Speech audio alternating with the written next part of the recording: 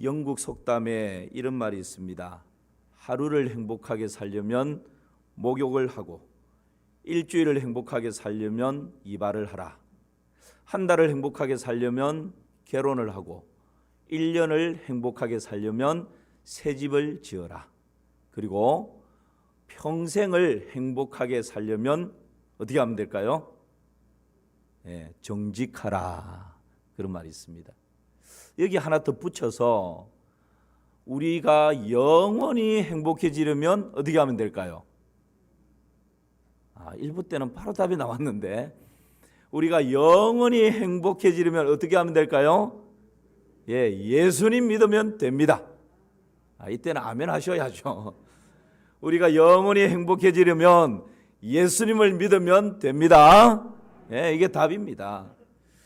여러분, 우리가 뭔가 새롭게 출발하려고 목욕 제기를 하고 이발도 해보고 새 옷도 입어보고 새 집도 지어서 이제 멋지게 한번 살아봐야지, 차도 새로 사서 이제부터는 멋지게 한번 인생 멋들어지게 살아봐야지, 뭔가 새롭게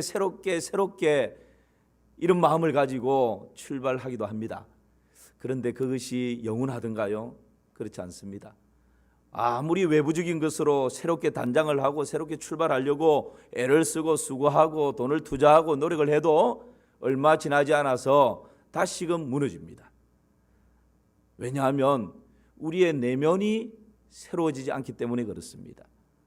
외적으로 아무리 단장을 한다 할지라도 우리의 내면이 미움, 시기, 질투, 정죄, 판단으로 가득하다면 그것은 불행할 수밖에 없습니다. 우리의 내면이 원망과 불평과 비난과 비판과 불의와 죄악과 거짓과 탐욕과 악한 행실로 물들어져 있다면 외적인 것을 아무리 단장을 하고 외적인 것으로 새롭게 꾸민다 할지라도 결코 행복을 누릴 수가 없습니다. 불행의 연속이고 그 불행의 끝은 멸망이고 저주고 심판입니다. 이스라엘 백성들은 겉으로 보기에 아주 번성했습니다. 번지르르했습니다. 그런데 이 이스라엘 백성들 가운데에는 불의와 죄악으로 물들어 있었습니다. 이 백성들을 향해서 하나님께서는 호세아 14장 마지막 장에서 마지막으로 촉구하고 호소합니다. 그것이 무엇입니까? 여호와께로 돌아오라. 여호와께로 돌아오라고 말씀하고 있는 것입니다. 그리하면 하나님께서 무엇을 약속하십니까? 복된 삶을 약속하고 계십니다. 여러분, 코로나19 바이러스가 창궐해지는 이때에 호세아 말씀을 함께 묵상하고 강의를 했습니다. 어쩌면 말씀을 듣는 가운데 여러분 마음에 부담감이 있을 수도 있었을 것입니다. 계속하여서 증거되어지는 하나님의 말씀이 회개하라, 돌아오라, 죄악을 버려라, 끊어버려라, 끊임없는 그런 말씀 앞에 때로는 전하는 사람이나 듣는 여러분들의 마음이 무거울 수 있었을 것입니다. 그러나 저는 분명히 확신하건대 하나님의 음성으로 듣고 믿음으로 받아들여서 순종하는 자에게는 하나님의 새롭게 하시는 은혜가 있을 줄 믿습니다. 그럴 때 여러분, 이것이 참된 은혜인 것이죠. 하나님께서 마지막으로 14장에 와서도 동일하게 말씀하고 촉구합니다. 여호와께로 돌아오라고. 오늘 1절 말씀을 같이 한번 보실까요? 함께 읽습니다. 이스라엘아, 내 하나님 여호와께로 돌아오라. 네가 불의함으로 말미암아 엎드러졌느니라. 여호와께로 돌아오라고 하는 말은 회개하라는 말입니다. 불의함을 가지고 있으면 엎드러집니다. 죄의 결과입니다. 여러분, 사람마다 실수할 수 있습니다. 걸려 넘어질 수 있습니다. 죄인 줄 뻔히 알면서 의지가 약해서 죄를 지을 수 있습니다. 그 죄의 결과는 영혼이 병듭니다. 마음이 광야처럼 황폐해져 버립니다. 끊임없이 마음 가운데서 분노가 일어납니다. 육신은 공고합니다. 대적들이 자꾸 시간이 갈수록 많아집니다. 삶은 메말라 버립니다. 이것이 여러분, 하나님을 등지고 있는, 하나님을 떠나버린 죄악 가운데 발을 딛고 살아가는 그런 사람들의 삶의 결과입니다. 그러나 우리에게 소망이 있습니다. 하나님께서 돌아오라고. 어떤 가운데 있든지 참된 회개로 말미암아 나에게 돌아오면 내가 소망을 주겠다 말씀하시고 회복시켜 주겠다 말씀하시고 새롭게 출발할 수 있는 기회를 주시겠다고 말씀하고 있는 것입니다. 이것이 하나님께서 우리에게 주시는 참된 소망인 줄을 믿습니다. 외적인 것으로 꾸미려고 하지 마십시오. 나의 내면의 처절함을 하나님 앞에 토해내고 하나님 앞에 나올 때 하나님께서 나의 있는 모습 그대로 받아주시는 것입니다. 하나님께 돌아오려면 구체적으로 어떻게 해야 할까요? 두 가지를 명심해야 합니다. 온전히 하나님께로 돌아온 삶은 첫 번째는 나의 죄를 인정하는 것입니다. 오늘 2절 말씀 보실까요? 2절입니다. 시작. 너는 말씀을 가지고 여호와께로 돌아와서 이르기를 모든 불의를 제거하시고 선한 발을 받으소서. 우리가 수송아지를 대신하여 입술의 열매를 주께 드리리이다. 수송아지를 드리는 것이 아닙니다. 입술의 열매를 주께 드리는 것입니다. 찬송을 의미하기도 합니다. 여러분, 중요한 것은 온전히 하나님께로 돌아오는 첫 번째 요소는 나의 허물과 죄악을 하나님 앞에 인정하고 시인하고 고백하는 것입니다. 이것이 회개의 출발이고 하나님께로 돌아가는 첫걸음입니다.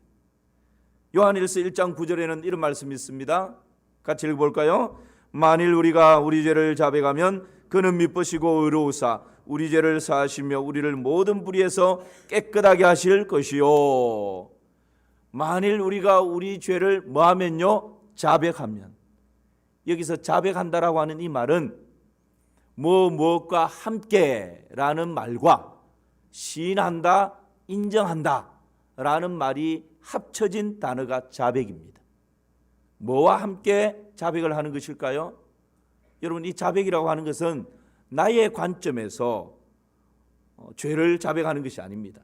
나의 관점에서 죄를 들여다보면 변명할 거리들이 많습니다. 합리화시킬 수 있는 거리들이, 이유들이 많습니다. 다른 사람과 비교해서 나의 죄를 들여다보면 아이고, 저 사람보다는 내가 그래도 낫지 않습니까? 충분히 변명할 수 있고 합리화시킬 수 있습니다. 그런데 뭐뭐와 함께 인정한다, 자백한다, 시인한다는 말은 나의 관점이 아니라 하나님의 관점과 함께 나의 허물과 죄를 인정한다라는 말입니다. 하나님의 이 진리의 말씀의 거울에 내 영혼을 투명하게 비춰보고 내 생각을 비춰보고 내 마음을 비춰보고 나의 입술을 비춰보고 나의 행실을 비춰보아서 흠이 있고 티가 있고 점이 있다면 그것을 하나하나 하나님 앞에 낱낱이 다 토해내는 것, 인정하는 것, 시인하는 것, 이것이 여러분 회개의 첫걸음이고 하나님께로 돌아오는 첫걸음이다 라고 말씀하고 있는 것입니다. 하나님의 눈으로 나를 바라볼 때 여러분 내 속에 불의함들이 있고 거짓이 있고 탐욕이 있고 아내조차 남편조차 알지 못하는 그런 더러운 죄악들이 내 속에 우글거리고 있는 그런 모습을 보게 되는 것이죠. 그러할 때 하나님 앞에 솔직하게 하나님, 제가 잘못했습니다. 제가 죄인입니다. 제 속에 하나님의 말씀의 거울에 비추어 보니 성한 것이 한 곳도 없습니다. 하나님, 나를 용서하여 주시옵소서. 하나님, 내 속에 성한 마음을 창조하시고 내 안에 정직한 영을 새롭게 하여 주시옵소서. 그렇게 처절하게 하나님 앞에 시인하고 인정하며 나아갈 때 이것이 여러분 하나님께로 돌아오는 첫걸음이다, 그렇게 말씀하고 있는 것입니다. 하나님께로 온전히 돌아오는 두 번째는요, 고쳐야 합니다. 오늘 3절 말씀을 보실까요? 같이 읽어봅시다. 우리가 아수르의 구원을 의지하지 아니하며 말을 타지 아니하며 다시는 우리의 손으로 만든 것을 향하여 너희는 우리의 신이라 하지 아니하오리니 이는 고아가 주로 말미암아 긍휼을 얻음이니이다 할지니라. 참 회개는 뉘우치고 나의 허물과 죄를 인정하고 시인할 뿐만 아니라 그 다음에는 뉘우쳤으면 고칠 개자입니다. 회개, 고치는 것입니다. 죄악은 끊어버리고 죄짓게 하는 관계는 단절시켜버리고 죄에 머물러 있는 발을 빼서 완전히 돌이켜버리고 그렇게 떠나버리고 잘라버리고 이렇게 고치는 것이 참된 회개요, 하나님께 온전히 돌아오는 길입니다.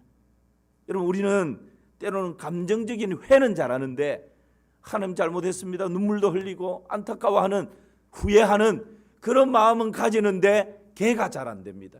의지적인 결단을 동원해서 그 죄를 잘라버리고 단절시켜버리고 떠나버리는, 완전히 새롭게 바꿔버리는, 청소해버리는 이 개가 잘 안 되는 거죠. 그러나 온전히 하나님께로 돌아오는 것은 뉘우침도 인정도 시인도 필요하지만 고칠 개, 완전히 의지적인 결단을 통해서 돌이키는 것이 더 중요한 것입니다. 오늘 이 이스라엘 백성들은 하나님 앞에 이렇게 결단을 합니다. 앗수르를 의지한 것을 이제는 완전 떠나겠습니다. 이들이 왜 앗수르를 의지했나요? 앗수르가 힘이 있으니까, 강대국이니까 그 앗수르와 동맹을 맺습니다. 그러니까 앗수르에서 많은 문화들이 들어오는데 그 문화와 함께 우상들도 따라서 들어옵니다. 백성들이 우상을 섬기게 됩니다. 하나님께 고정되었던 시선이 문화와 함께 들어온 이 앗수르의 우상들에게 시선이 막 흩어집니다. 결국 하나님을 떠나게 되는 거죠. 그래서 이제는 이 앗수르와 단절하겠습니다. 그런 결단을 하고 있는 것입니다. 둘째는 말을 의지하는 것을 떠나겠다. 그렇게 결단합니다. 왜 이들이 말을 의지하는 것입니까? 말은 군사력을 말합니다. 말을 잘 키워서 훈련을 시켜서 전쟁 때 사용하면 막강한 군사력이 되는 것이죠. 그래서 이 군사력을 가지고 자신을 지키려고 했습니다. 그러나 하나님께서는 이런 인생의 연약함을 아셨기 때문에 너희들이 가나안 땅에 들어가면 말의 힘줄을 다 끊어버려라. 말의 힘줄이 끊기면 말은 재구실을 하지 못합니다. 그런데 하나님 왜 그렇게 하실까요? 말을 의지하게 되면 하나님 의지하는 마음이 점점 떠나가고 사라지는 것 하나님께서 너무 잘 아셨기 때문에 차라리 말의 힘줄을 다 끊어버리라고. 그러면 하나님께서 불꽃 같은 눈동자로 지켜주시고 보호해 주시는 것입니다. 여러분, 우리도 마찬가지입니다. 내가 가지고 있는 그 어떤 것을 의지하게 되면 하나님께서 친히 보호하시고 지켜주시는 하나님의 길들을 막아버리게 되는 것입니다. 또 이스라엘 백성들은 우상을 떠나겠다고 결심을 합니다. 하나님께서 가장 싫어하시는 것이 뭡니까? 여러분, 우상 숭배입니다. 우상입니다. 그래서 10계명 중에 첫 번째와 두 번째 계명이 여러분 우상과 관련되어진 계명이지 않습니까? 하나님이 이 모든 말씀으로 말씀하여 이르시되 나는 너를 애굽 땅 종되었던 집에서 인도하여 낸 내 하나님 여호와니라. 너는 나 외에는 다른 신들을 내게 두지 말라. 너를 위하여 새긴 우상을 만들지 말며 또 위로 하늘에 있는 것이나 아래로 땅에 있는 것이나 땅 아래 물속에 있는 것의 어떤 형상도 만들지 말며 그것들을 절하지 말며 그것들을 섬기지 말며. 여러분, 그것을 떠나라고 하나님께서 분명히 말씀하십니다. 나 내 하나님 여호와는 질투하는 하나님이죠. 나를 미워하는 자의 죄를 갚되 아버지로부터 아들에게 3, 4대까지 이르게 하거니와 나를 사랑하는 자들에게는 1000대까지 은혜를 베풀겠다고. 하나님께서요 10계명 중에 첫 번째, 두 번째 계명을 우상을 섬기지도 말고 우상의 형상을 만들지도 말라고, 절하지도 말고 떠나라고 하나님께서 분명히 말씀하고 있는 것입니다. 그래서 여러분, 이스라엘 백성들은 앗수르와 단절하겠다고, 말의 힘줄을 끊어버리겠다고, 그리고 빚어 만들어 세워난 이 모든 우상들을 다 부숴버리겠다고 그렇게 하나님 앞에 새롭게 결단하는 것입니다. 이것이 하나님 앞에 온전히 돌아오는 길이라는 것을 알았기 때문에 그렇습니다. 여러분, 오늘 하나님께로 돌아오는 것은 두 가지를 말씀드렸습니다. 첫 번째는 뭐라고요? 신하는 것입니다. 인정하는 것입니다. 두 번째는요, 고치는 것입니다. 인정하는 것에 머물러 버리면 그것으로 끝납니다. 그러나 고쳐야, 모든 것을 끊어버리고 고쳐야 온전한 회개요 하나님 앞에 온전히 돌아오는 길이 되는 것입니다. 회개하고 하나님께 돌아오는 자들에게 하나님께서 맑은 물을 뿌리시고 그리스도의 피를 뿌리시고 빛을 뿌리시고 의를 뿌리시고 기쁨을 뿌리시는 그런 은혜가 있는 것입니다. 하나님께 온전히 돌아와서 이 하나님의 은혜를 맛보아 알아가는 복이 있기를 주님의 이름으로 축원합니다. 축원합니다. 회개하고 하나님께 돌아올 때 이것이 가능합니다. 자, 그러면 이렇게 하나님 앞에 온전히 돌아왔을 때 하나님께서 약속하시는 것이 뭡니까? 오늘 4절과 5절 말씀을 같이 보실까요? 4절 5절입니다. 함께 읽겠습니다. 내가 그들의 반역을 고치고 기쁘게 그들을 사랑하리니 나의 진노가 그에게서 떠났음이니라. 내가 이스라엘에게 이슬과 같으리니 그가 백합화 같이 피겠고 레바논 백향목 같이 뿌리가 박힐 것이라. 아멘. 여러분, 우리가 참 회개를 통해서 하나님께 온전히 돌아오게 되면 하나님께서 몇 가지 복을 약속하십니다. 첫 번째는 진노가 떠나갑니다. 첫 번째 뭐라고요? 진노가 떠나갑니다. 죄의 삭은 사망입니다. 야고보서 1장에 보니까 욕심이 잉태한 적 죄를 낳고 죄가 장성한 적 사망을 낳는다 말씀했습니다. 죄의 결과는 뭐라고요? 사망입니다. 저주입니다. 멸망입니다. 심판입니다. 그런데 하나님께로 돌아오면 하나님께서 하나님의 진노를 거두시겠다 말씀합니다. 그 심판을 거두시겠다 말씀합니다. 하나님께로 돌아오면 하나님께서 그 멸망과 진노를 하나님께서 거두어 주시겠다고 약속하십니다. 로마서 7장에 보면 죄의 삭은 사망이요 하나님의 은사는 그리스도 예수 우리 주 안에 있는 영생이다 말씀하십니다. 하나님께로 돌아오는 자에게 사망이 영생으로 바꾸어지는 것입니다. 진노를 거두어 주시는 것입니다. 또 하나는 하나님께로 돌아오면 하나님의 사랑이 회복됩니다. 여러분, 오늘 4절 말씀을 한번 다시 보시기를 바랍니다. 4절에 보니까 이런 말씀이 있죠. 같이 한번 읽어봅시다. 내가 그들의 반역을 고치고 기쁘게 그들을 사랑하리니. 하나님, 거기까지입니다. 하나님께서 우리를 사랑하시는데 어떻게 사랑하신다고요? 자, 말씀을 보시고 반응을 좀 해 주십시오. 하나님이 우리를 사랑하시는데 어떻게 사랑하신다고요? 기쁘게 사랑하신다고. 여러분, 기쁘게 사랑한다는 말이 뭡니까? 즐거이 사랑한다는 말입니다. 하나님이 우리를 사랑하시는데 억지로 사랑하는 것이 아니고, 하나님이 우리를 사랑하시는데 의무와 책임감 때문에 사랑하는 것이 아니고, 하나님이 우리를 사랑하시되 기쁘게 사랑하신다 말씀하십니다. 여러분, 이 기쁘게 사랑한다는 말이 뭘까요? 원어적인 의미는 본성으로 사랑한다는 말입니다. 하나님의 본성으로. 요한일서에 보면 하나님은 사랑이시니라. 하나님의 본성이 사랑이라는 것입니다. 하나님은 은혜와 긍휼이 풍성하시고 노하기를 더디하시고 인자가 풍성하신 우리 아버지이십니다.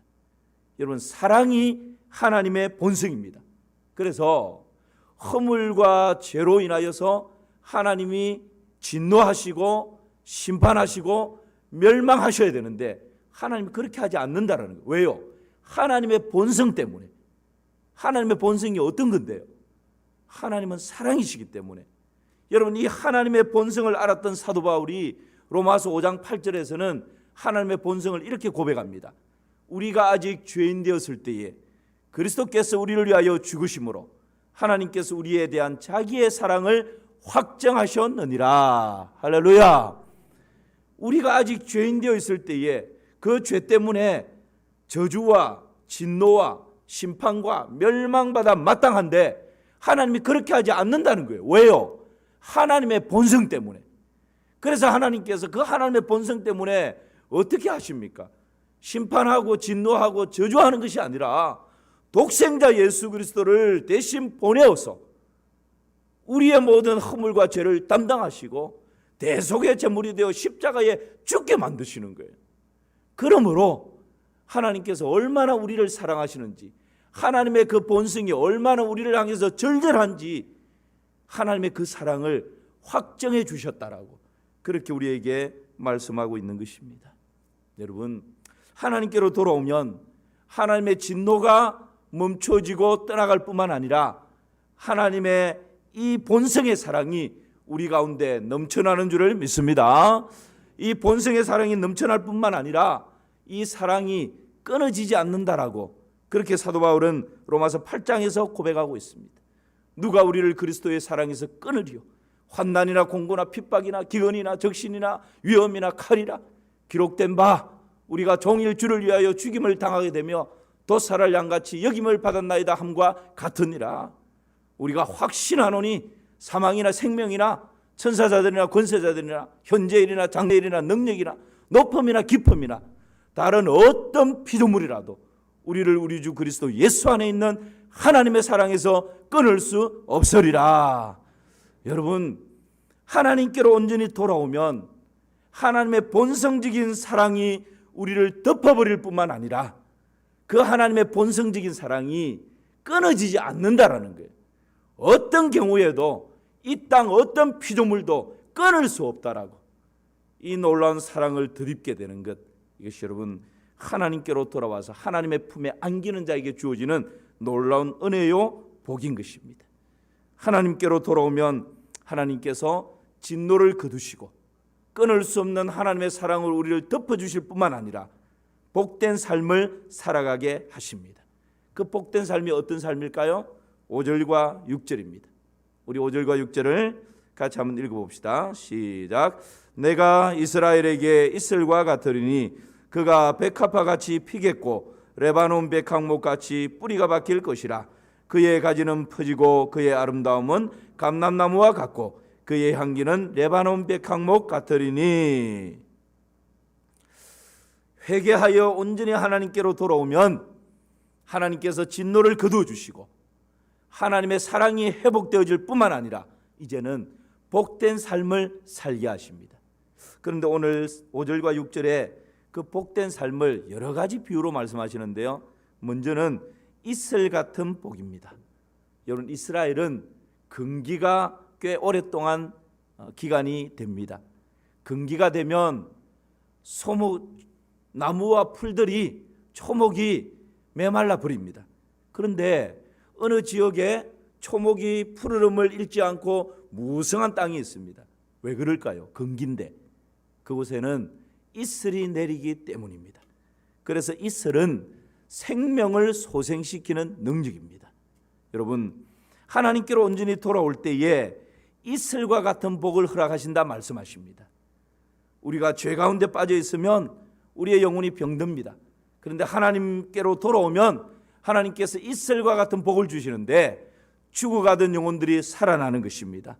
무너졌던 예배가 회복되는 것입니다. 황폐했던 삶이 다시금 소생케 되는 그런 은혜가 있는 것입니다. 이것이 여러분 이슬 같은 복입니다. 또한 이 이슬은 소리 없이 내립니다. 잠자리에 들 때에 세상의 온갖 염려, 걱정, 근심, 불안함, 두려움 때문에 잠을 뒤척이며 그렇게 잠자리에 들었는데 자는 둥 마는 둥 하고 아침에 눈을 떴을 때 여러분 이슬같이 내린 하나님의 은혜로 크고 작은 인생의 모든 문제가 다 해결되어져 있는 것입니다.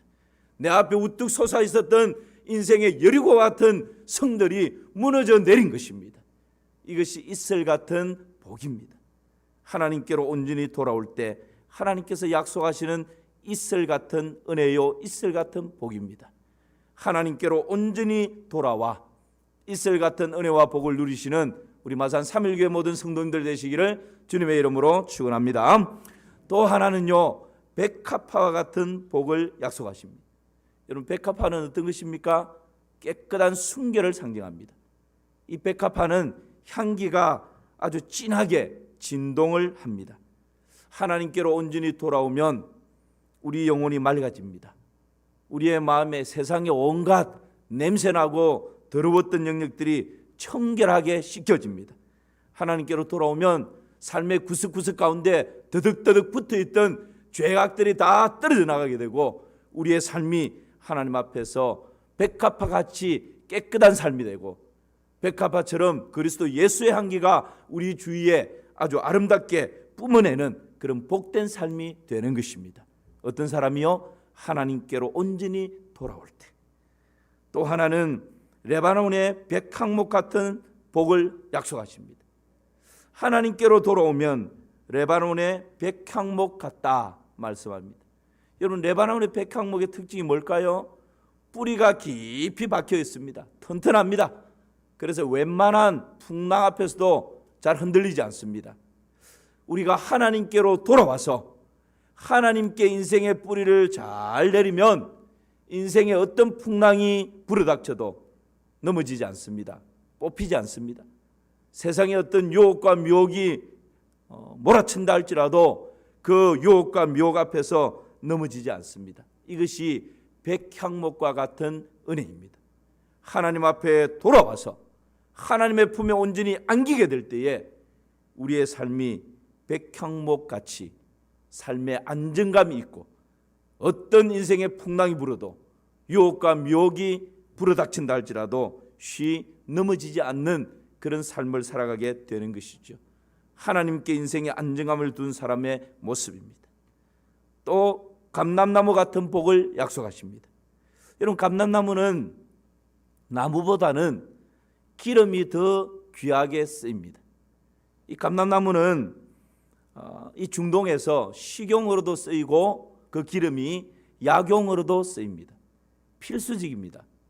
요즘도 우리나라에도 수입이 돼서 식용으로 사용하기도 하지 않습니까? 이 감람나무 기름은 식용과 약용으로 다 쓰이는 아주 가치 있는 기름입니다. 여러분, 우리가 하나님께로 돌이키면, 모든 죄악을 청산하고 온전히 하나님께로 돌이키면 우리의 삶의 가치가 달라집니다. 하나님을 등진 가운데서 내가 아무리 높은 자리에 올라가고 힘을 가지고 돈을 많이 가지고 있다 할지라도 그 삶은 하나님 보실 때 그렇게 가치 있는 삶이 아닐 수 있습니다.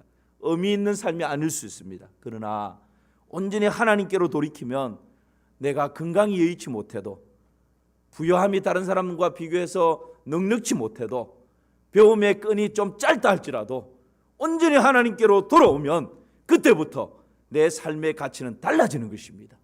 예수님의 가치와 같은 향기를 뿜어내게 되는 것입니다. 이것이 여러분, 하나님께로 돌이킨 자에게 하나님 주시는 놀라운 복입니다. 마지막 하나는요, 곡식과 포도나무와 포도주 같은 복을 허락하십니다. 7절 말씀을 같이 보실까요? 7절입니다. 같이 한번 읽어봅시다. 그 그늘 아래에 거주하는 자가 돌아올지라. 그들은 곡식같이 풍성할 것이며 포도나무같이 꽃이 필 것이며 그 향기는 레바논의 포도주같이 되리라. 회개하고 하나님께로 돌아오면 곡식이 풍성하게 된다 약속하십니다. 이 풍성한 복을 누린다, 이 말씀입니다. 그리고 포도나무같이 꽃이 필 것이다 말씀합니다. 그럼 다시 7절 말씀을 한번 띄워보시죠. 포도나무같이 꽃이 핀다라고 하는, 이 꽃이 핀다라고 하는 저 말씀이 원어적으로는 풍성이다라는 말씀과 같습니다. 그러니까 곡식도 풍성하게 되는 것처럼, 추수가 풍성한 것처럼 포도나무의 꽃도, 그러니까 열매가 이제 풍성하게 된다, 번영하게 되고 부유하게 된다, 그 말씀이죠. 근데 저 풍성이라는 말이 원어의 뜻은요, 그냥 부유하게 되고 그냥 번영을 누린다 이런 의미보다는 술에서 깨어난다, 정신을 차린다, 이런 의미입니다. 그러니까 여러분, 하나님을 떠난 가운데에서는 아무리 번영을 누리고 풍성해도 풍성이 아니라는 말이에요. 하나님을 떠난 가운데에서 방황하고, 하나님을 떠난 가운데서 쾌락을 즐기고, 하나님을 떠난 가운데서 우상을 섬기면서 아무리 부유하다, 부자다, 풍성하다라고 자랑을 한다 할지라도 그것은 참된 풍성이 아니라는 거예요. 그런데 이 포도나무에서 꽃이 핀다라고 하는 것은 술에서 깨어난다, 정신을 차린다라는 의미인데, 여러분, 그렇게 하나님을 떠난 가운데서 방황하고 번영을 누리고 쾌락을 즐기는 것은 세월을 낭비하는 것이고 시간을 허비하는 것입니다. 그런데 정신을 차리고 하나님께로 돌아와서 정신을 차리고 술에서 깨어나게 되니까 얼마나 소중한 시간들을 허비해버렸는지, 낭비해버렸는지 그것을 깨닫고 이제는 참된 풍성을 누리게 된다라는 의미죠. 술에서 깨어난 것처럼 정신을 차리고 나니까 지난날 내가 허비했던 시간이 너무 아까운 거예요. 지난날 낭비했던 세월들이 너무 안타까운 것입니다. 그래서 이제부터는 정신을 차리고 시간 순간순간을 하나님의 영광을 위해서 살아가고자 하는 그런 몸부림과 발부둥이 일어나는 것, 이게 진짜 풍성한 삶이다라고 하는 것. 이것이 여러분, 곡식같이 풍성게 되어지고 포도나무같이 꽃이 핀다라고 하는 의미입니다. 여러분, 우리가 하나님을 등지고 세상의 풍성을 아무리 누려도 그것은 하나님 앞에 가치 없는 것입니다. 그러나 하나님께로 온전히 돌아오면 술에서 깨어나게 되고요, 하나님께로 돌아오면 정신을 차리게 되고 그때부터 살아가는 삶이 진짜 풍성한 삶이다 라고 하는 것을 우리에게 말씀하십니다. 하나님께 돌아올 때 가능합니다. 오늘 하나님의 호세아 선지자를 통해서 말씀하시는 말씀을 14장 마지막 장에서 함께 살펴보았습니다. 말씀을 정리합시다. 하나님께서는 여호와께로 돌아오라 촉구하십니다. 여호와께로 돌아오는 여기에는 두 가지 요소가 필요하다 그랬습니다. 하나는 뭐라고요? 죄를 인정해야 합니다. 또 하나는 뭐죠? 고쳐야 합니다. 이것이 회개입니다. 참되게 온전히 돌아오는 길입니다. 이렇게 회도하고 계도했을 때 하나님께서 약속하시는 것이 있습니다. 그 하나님의 약속이 뭐죠? 하나님께로 돌아왔을 때 돌아오면 어떻게 됩니까? 첫 번째는 진노가 떠나갑니다. 두 번째는 뭐죠? 같이 읽어봅시다. 하나님의 사랑이 회복됩니다. 하나님께로 돌아오면 세 번째 뭐죠? 하나님의 복이 임합니다. 하나님께로 온전히 돌아오면 진노가 떠나가고 하나님의 사랑이 회복되고 하나님의 복이 임하게 되는데, 구체적으로 하나님의 복이 어떤 복이라 그랬습니까? 5가지를 말씀드렸습니다. 첫 번째는 무슨 복이라고요? 이슬 같은 복입니다. 제가 짧게 설명을 드렸고, 두 번째는요 백합화 같은 복입니다. 세 번째는요 레바논의 백항목 같은 복이고요. 네 번째는요 감람나무 같은 가치 있는 복입니다. 다섯 번째는요 곡식과 포도나무와 포도주 같은 복입니다. 참된 풍성의 복입니다. 호세아서를 마무리하면서 결론의 말씀을 드리겠습니다. 1장부터 14장까지 코로나 시국에 전하는 사람도 이 말씀을 듣는 여러분도 마음 한켠에는 무거움이 있었겠지만, 이 호세아서를 마무리하면서 가장 중요한 핵심 구절이 바로 이 구절입니다. 오늘 말씀과도 연관이 됩니다. 호세아 6장 1절 말씀을 우리 힘있게 하나님 앞에 고백하면서 말씀을 마무리하겠습니다. 시작. 오라 우리가 여호와께로 돌아가자. 여호와께서 우리를 찢으셔서나 도로 낫게 하실 것이요 우리를 치셔서나 싸매어 주실 것임이라. 할렐루야.